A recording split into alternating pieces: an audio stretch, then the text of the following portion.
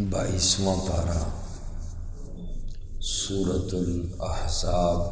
آیت نمبر 52۔ اعوذ باللہ من الشیطان الرجیم، بسم اللہ الرحمن الرحیم۔ لا يحل لك النساء،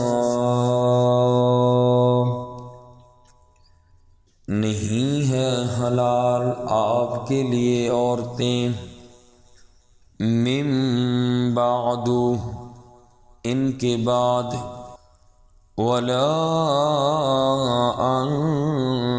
تبدل بہن، اور نہ یہ کہ آپ تبدیل کریں ان کے بدلے میں، من ازواج، دوسری بیویاں، ولو اعجبک حسنہن، اگرچہ اچھا لگے آپ کو ان کا حسن، الا ما ملکت یمینک، مگر یہ کہ جن کے مالک ہوئے آپ کے دائیں ہاتھ، وَكَانَ اللَّهُ عَلَى كُلِّ شَيْءٍ رَقِيبًا، اور ہیں اللہ تبارک و تعالی ہر چیز کے نگران۔ نبی کریم صلی اللہ علیہ وسلم کی خصوصیات کا بیان چل رہا تھا۔ اس سے پہلے 6 خصوصیات آقا علیہ الصلوۃ والسلام کی گزری کہ جو حکم صرف آقا علیہ الصلوۃ والسلام کو دیا گیا، عام امتیوں کے لیے یہ نہیں تھا، اور آج 7واں حکم یہ بیان کیا، یہ پابندی لگائی، یہ صرف اللہ کے نبی صلی اللہ علیہ وسلم کے لیے ہے کہ اے میرا نبی، آپ پہلی بیویوں میں سے کسی کو چھوڑ بھی نہیں سکتے، اور اسی طرح جو موجودہ بیویاں آپ کے پاس ہیں، موجودہ بیویوں کی موجودگی میں مزید نکاح بھی آپ نہیں کر سکتے۔ حضرت سیدنا انس رضی اللہ تعالی عنہ کی روایت کے مطابق اس کا مطلب یہ ہے، لا یحل لک النساء من بعد، اے میرا نبی، آپ کے لیے ان عورتوں کے بعد اور عورتیں حلال نہیں، ولا ان تبدل بہن من ازواج، اور نہ ہی یہ کہ آپ تبدیل کریں ان کے بدلے میں دوسری بیویاں۔ تو حضرت سیدنا انس رضی اللہ تعالی عنہ کی روایت کے مطابق اس کا مطلب یہ ہے کہ آپ موجودہ بیویوں کے علاوہ مزید نکاح نہیں کر سکتے۔ وجہ اس کی اس سے پہلے گزری کہ خوشحالی آنے پر نبی کریم صلی اللہ علیہ وسلم کی بیویوں نے زیادہ خرچے کا مطالبہ کیا کہ باقی مسلمانوں کے ہاں بھی خوشحالی آ گئی، ہمارے گھر میں بھی مہینہ مہینہ چولہا نہیں جلتا، اب 7 دن بعد، ہفتے بعد، 2 دنوں بعد چولہا جل جائے، یہ خوشحالی مانگی تھی۔ تو آقا علیہ الصلوۃ والسلام اس پر ناراض ہو گئے، مقبل میں تفصیل گزری، اور پھر قرآن کی آیتیں نازل ہوئیں کہ اے میرا نبی، ان کو اختیار دے دو بیویوں کو، اگر یہ دنیا کی زینت چاہتی ہیں تو انہیں رخصت کر دو، اگر یہ یہی خوشحالی مانگتی ہیں، کیا خوشحالی مانگی تھی؟ فرمایا اگر یہی چاہتی ہیں تو نبی ان کو رخصت کر دو، طلاق دے دو، اور اگر آپ کے ساتھ رہنا چاہتی ہیں تو اسی تنگی میں گزارا کرنا پڑے گا ان کو۔ تو نبی پاک صلی اللہ علیہ وسلم کی بیویوں نے دوسری شک اختیار کی کہ یا رسول اللہ، ہم آپ کے ساتھ رہنے کے لیے تیار ہیں، جس حال میں آپ نے رکھا تو پھر زندگی بھر تنگی میں گزارا کیا آقا علیہ السلام کے ساتھ۔ تو جب ان بیویوں نے قناعت کو قبول کیا، اللہ پاک نے حضور علیہ السلام کو حکم دے دیا کہ میرا نبی آئندہ ان کے علاوہ آپ نے مزید نکاح بھی نہیں کرنے۔ جب انہوں نے آپ سے وفا کی، قربانی دینے والی یہی ہے، اب مزید آپ نے نکاح بھی نہیں کرنا۔ آقا علیہ الصلوۃ والسلام کے دنیا سے جانے کے وقت آقا کے نکاح میں 9 بیویاں تھیں، ٹوٹل امہات المؤمنین 11 ہیں۔ آقا دنیا سے جا رہے تھے، اس وقت آقا علیہ السلام کے نکاح میں 9 بیویاں، یعنی یہ زندہ تھیں، اور 2 لونڈیاں تھیں، اور 2 جو نبی پاک کی بیویاں ہیں وہ آقا کی زندگی میں ہی وفات پا گئی تھی۔ ایک حضرت سیدہ خدیجۃ الکبریٰ رضی اللہ تعالی عنہا، اور دوسری بیوی ہیں حضرت زینب بنت خزیمہ رضی اللہ تعالی عنہا۔ یہ دونوں بیویاں آقا علیہ الصلوۃ والسلام کی زندگی ہی میں وفات پا چکی تھیں۔ تو فرمایا لا یحل لک النساء من بعد، اے میرا نبی آپ کے لیے حلال نہیں ہیں عورتیں ان عورتوں کے بعد، ولا ان تبدل بہن من ازواج، اور نہ یہ کہ آپ تبدیل کریں ان کے بدلے میں دوسری بیویاں، ولو اعجبک حسنہن، اگرچہ اچھا لگے آپ کو ان کا حسن، الا ما ملکت یمینک، ہاں مگر باندیاں رکھ سکتے ہیں اور نکاح نہیں کر سکتے۔ وکان اللہ علی کل شیء رقیبا، اور ہیں اللہ تعالی ہر چیز پر نگہبان۔ یا ایھا الذین آمنوا، اے ایمان والو، لا تدخلوا بیوت النبی، آپ داخل نہ ہو نبی کریم صلی اللہ علیہ وسلم کے گھروں میں، الا مگر ان یؤذن لکم، یہ کہ تمہیں اجازت دی جائے، الی طعام، کھانے کی، غیر ناظرین اناہ، نہ انتظار کرو اس کے پکنے کی، ولیکن اذا دعیتم،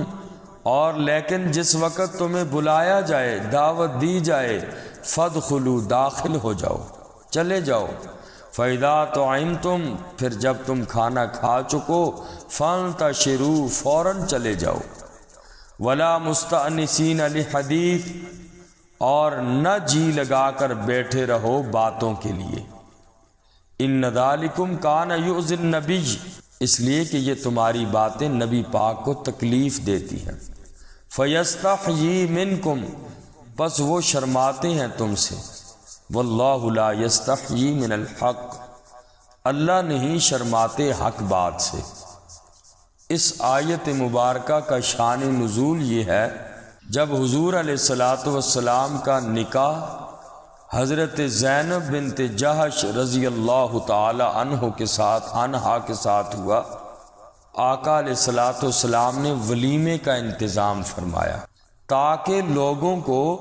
اچھی طرح معلوم ہو جائے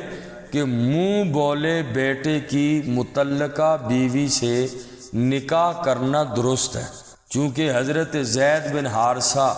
رضی اللہ تعالی عنہ اللہ کے نبی کے منہ بولے بیٹے تھے، اور نبی پاک کی یہ پھوپھی ذات بہن جو تھی زینب بنت جہش، یہ ان کے نکاح میں تھی، اس کی تفصیل ماقبل میں گزر چکی۔ تو آقا علیہ الصلوۃ والسلام نے حضرت زینب بنت جہش سے نکاح پر ولیمہ بھی کیا تھا، اور ولیمے میں تقریباً 300 کے قریب آدمی تھے۔ اس موقع پر حضرت ام سلیم رضی اللہ تعالی عنہا نے بھی کچھ حلوہ بنا کر پیش فرمایا، اور کھانے کے بعد پھر وہ حلوہ تناول کیا گیا۔ حضور علیہ الصلوۃ والسلام نے اتنا بڑا ولیمہ کسی اور نکاح میں نہیں کیا۔ مسئلہ بھی یہ ہے ولیمے کے بارے میں کہ نکاح کے بعد ولیمہ کرنا یہ سنت ہے، مگر اپنی استطاعت کے مطابق۔ اگر کسی آدمی کے پاس ولیمہ کرنے کی گنجائش نہیں ہے تو نہ کرے، اس میں کوئی حرج نہیں ہے۔ حضور علیہ الصلوۃ والسلام نے کچھ نکاح پر ولیمہ نہیں فرمایا، اور ان میں سے ایک نکاح حضرت سیدہ عائشہ صدیقہ رضی اللہ تعالی عنہا سے رخصتی کے وقت، جب آقا علیہ السلام نے ان سے نکاح فرمایا، رخصتی کے وقت آقا کے گھر میں کچھ بھی نہیں تھا، اور حضرت سعد رضی اللہ تعالی عنہ کے گھر سے دودھ کا پیالہ لایا گیا، اور انہوں نے خود لایا تو آقا علیہ الصلوۃ والسلام نے لوگوں کو بلا کر بس وہی پیالے پر ولیمہ فرمایا،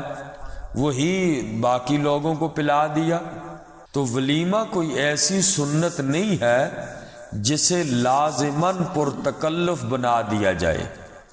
جتنی انسان کی استطاعت ہے اتنا ولیمہ کرنا سنت ہے، باقی تکلفات ہیں۔ اور بہرحال آقا علیہ الصلوۃ والسلام نے ولیمہ فرمایا۔ چھوٹا سا کمرہ تھا، حجرے آقا علیہ الصلوۃ والسلام کے چھوٹے چھوٹے حجرے،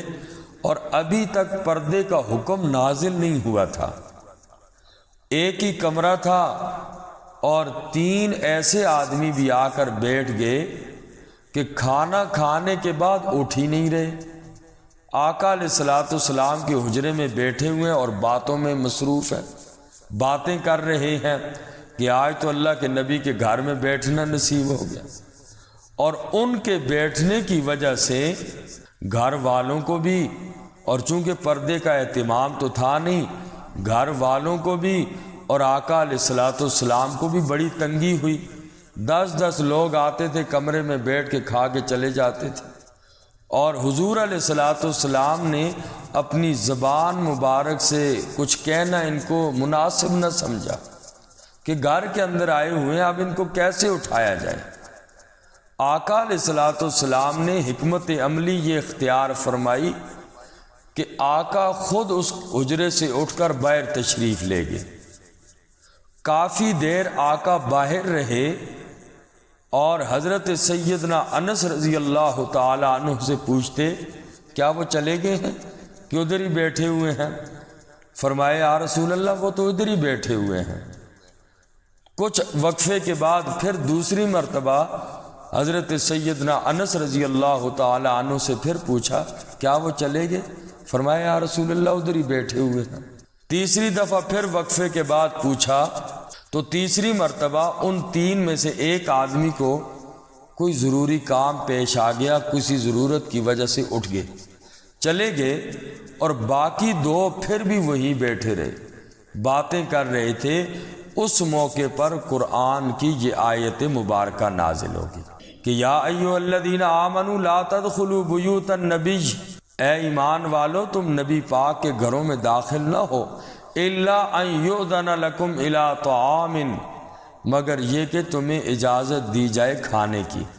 غیر ناظرین اناہ، اس کے پکنے کا انتظار نہ کرو، پہلے ہی جا کے بیٹھ جاؤ یا بعد میں کھاؤ، اٹھو ہی نہ۔ جب کھانا کھا چکو فانتشروا، فوراً نکل جاؤ۔ تو اس لیے فرمایا کہ جب بلایا جائے تو تب جایا کرو، ولیمے میں بلا اجازت یہ جانا مناسب نہیں ہے۔ حضور علیہ الصلوۃ والسلام نے بن بلائے آدمی کی مثال ایسی بیان فرمائی کہ دخل سارقاً و خرج مغیراً، کہ جو آدمی بغیر اجازت کے کسی دعوت میں شریک ہو جاتا ہے تو دخل سارقاً، داخل ہوتے وقت وہ چور ہوتا ہے، خرج مغیراً، نکلتے وقت ڈاکو ہوتا ہے۔ تو اس لیے فرمایا کہ الا ان یؤذن لکم الی طعام، نبی کے گھروں میں ویسے داخل نہ ہو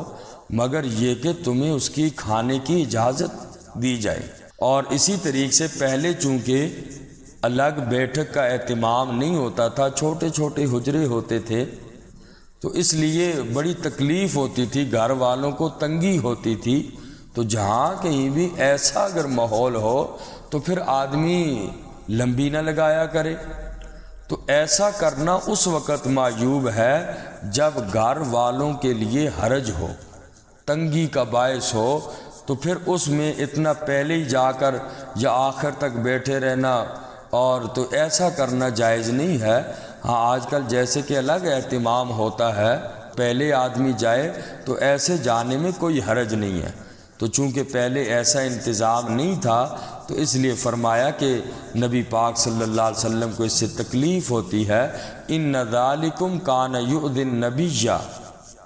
کہ بے شک تمہاری یہ بات تکلیف دیتی ہے نبی کریم صلی اللہ علیہ وسلم کو، فَيَسْتَحْيِي مِنْكُمْ، پس وہ شرماتے ہیں تم سے، تمہیں اٹھا نہیں سکتے، زبان سے نہیں کہہ سکتے۔ وَاللَّهُ لَا يَسْتَحْيِي مِنَ الْحَقِّ، اللہ نے تو قرآن کی آیتیں نازل کر دی، رب تو حق بات کہنے سے نہیں شرماتے۔ انشاءاللہ اگلی اسی آیت کا اگلے حصہ کل کریں گے۔ اللہ تعالی ہم سب کو الحمدللہ رب العالمین، ربنا تقبل منا انک انت السمیع العلیم وتب علینا انک انت التواب الرحیم برحمتک یا ارحم۔